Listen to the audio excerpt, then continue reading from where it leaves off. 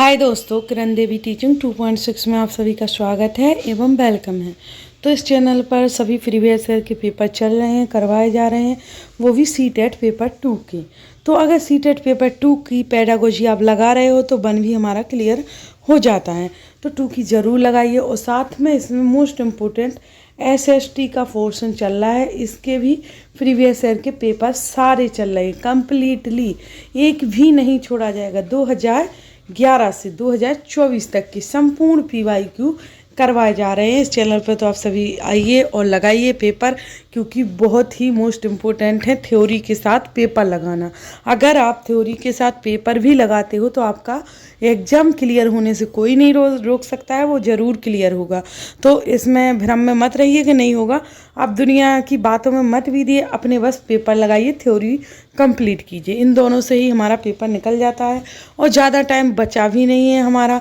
आप सभी को पता ही है दिसंबर में हमारा एग्ज़ाम है, ज़्यादा से ज़्यादा 15 ही दिन बचे हैं हमारे। तो उसके लिए 15 दिन 15 भी पेपर लगा सकते हो तो वो भी लगा लीजिए, बहुत इम्पोर्टेंट है। और सभी को शेयर कर दीजिएगा। चलो आगे स्टार्ट करते हैं वीडियो हमारी। और जिसने इस चैनल को लाइक सब्सक्राइब नहीं किया है वो कर दीजिए, क्योंकि मोस्ट इम्पोर्टेंट पेपर है आप सभी के लिए। तो एक लाइक सब्सक्राइब तो कर ही सकते हो आप।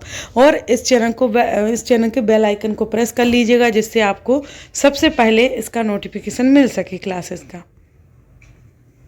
तो हमारे यहाँ से करते हैं क्वेश्चन स्टार्ट। हमारे यहाँ से रह गए थे, जहाँ से हम छोड़ते हैं वहीं से आगे हम क्लास स्टार्ट कर लेते हैं। तो चलो आज है हमारा पहला क्वेश्चन है फर्स्ट। हाशिए पर रहने वाले समुदायों से पहली बार स्कूल में प्रवेश लेने वाले विद्यार्थियों को शिक्षिका कैसे मदद कर सकती है। जो हाशिए पर रहने वाले समुदाय से पहली बार स्कूल में प्रवेश लेने वाले विद्यार्थी होते हैं तो उनके लिए शिक्षिका कैसे मदद कर सकती है।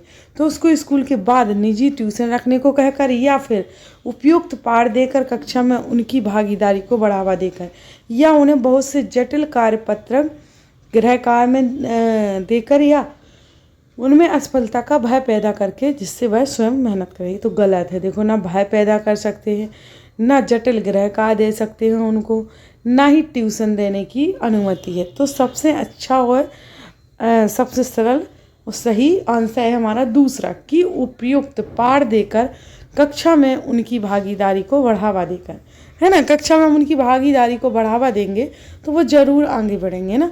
तो हमारा ऐसे मदद कर सकेंगे हम। तो दूसरा ही हमारा राइट आंसर होगा, शिक्षिका ऐसी मदद कर पाएगी। फिर देखते हैं आगे। तो आगे हमारा समावेशी शिक्षा का उद्देश्य क्या है। समावेशी शिक्षा का उद्देश्य क्या है। तो विशिष्ट आवश्यकताओं वाले विद्यार्थियों का वियोजन, या विशिष्ट आवश्यकता वाले विद्यार्थियों के लिए विशिष्ट शिक्षा, या विशिष्ट आवश्यकताओं वाले विद्यार्थियों को बिना विशिष्ट जरूरतों वाले विद्यार्थियों के स्तर पर लाना, या यह सुनिश्चित करना कि सभी विद्यार्थियों को समान स्कूली शिक्षा में शिक्षा पाने का हक हो। तो जो समावेशी शिक्षा है वो क्या बोलती है, वो बोलती है कि यह सुनिश्चित करना कि सभी विद्यार्थियों को सामान्य स्कूली शिक्षा में शिक्षा पाने का हक है। तो हमारा 4th ही इसके अनुसार राइट आंसर हो जाएगा। फिर आगे बढ़ते हैं तो देखते हैं, फिर से एक समावेशी का क्वेश्चन है। और आप सभी को इसकी लिंक भी मिल जाएगी, पिछली क्लासेस जो भी हैं प्लेलिस्ट की लिंक भी मिल जाएगी आपको इसके डिस्क्रिप्शन में। इस वीडियो के डिस्क्रिप्शन में, हर वीडियो के डिस्क्रिप्शन में आपको लिंक भी मिल जाती है, सब मिल जाता है, तो आप जाकर देख सकते हो। प्लेलिस्ट में नंबर वाइज क्लासेस भी हैं। तो समावेशी शिक्षा क्या मांग करती है।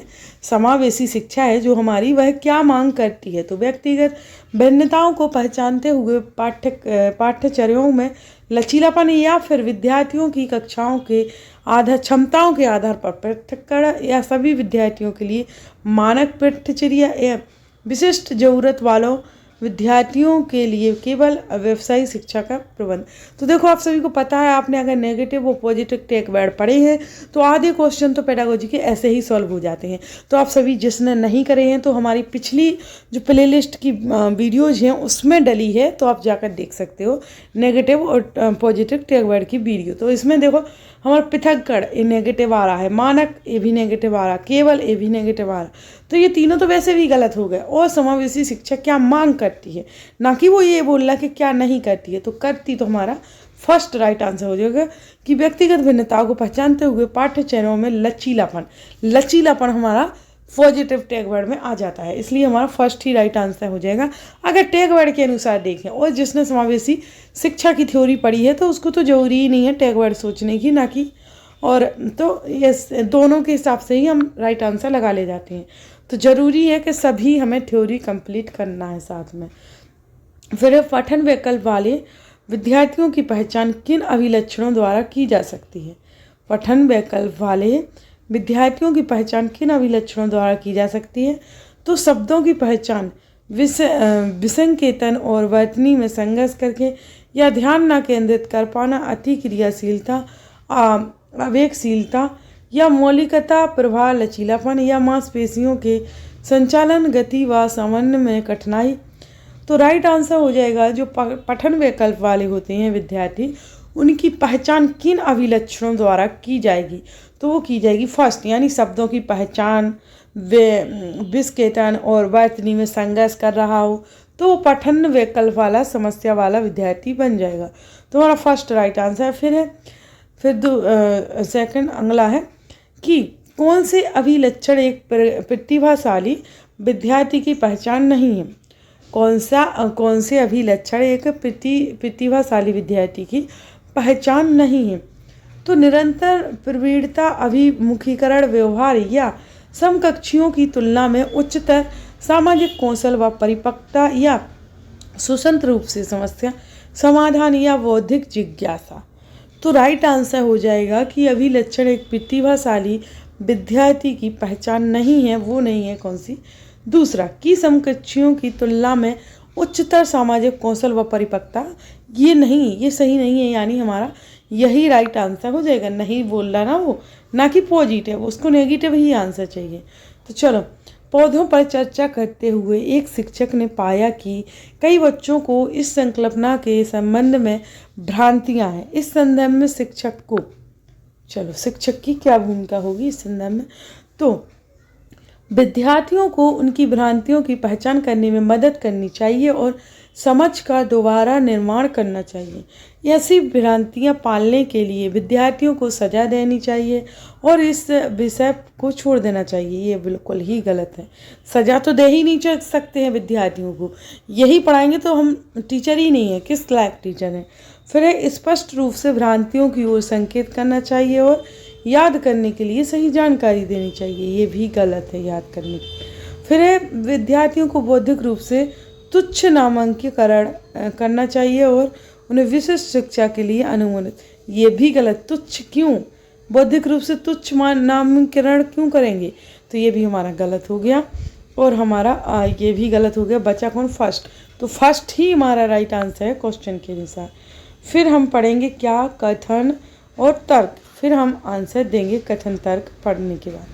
तो कथन क्या बोल रहा? अधिगमकर्ताओं में समालोचनात्मक चिंतन के विकास के लिए एक अध्यापक कक्षा में कई समाचार पत्र लेकर आती है, जिन सभी में एक विशेष खबर का उल्लेख है, और अधिगमकर्ताओं को समूहों में चर्चा करने को कहती है। और फिर तर्क है हमारा कि माध्यमिक स्तर पर पाठ्य पुस्तकें ही ज्ञान का एकमात्र माध्यम हो सकती हैं।